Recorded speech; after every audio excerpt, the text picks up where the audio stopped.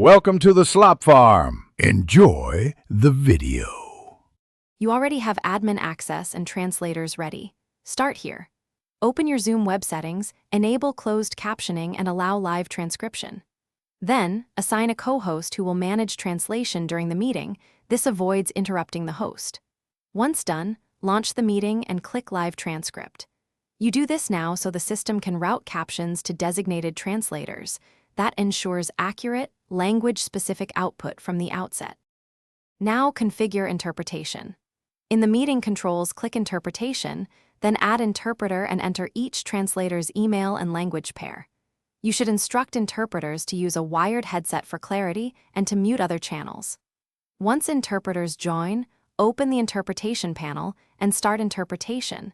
This creates separate audio channels per language.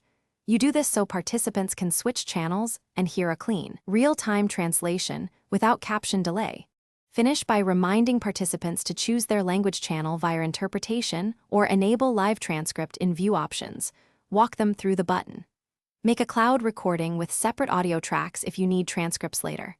If something goes wrong, check permissions first. Make sure interpreters are unmuted and have interpretation rights. If the feed drops, stop and restart interpretation or reassign the interpreter. Quick action prevents long gaps and keeps your meeting accessible. Thanks for watching. Consider subscribing if we helped you today.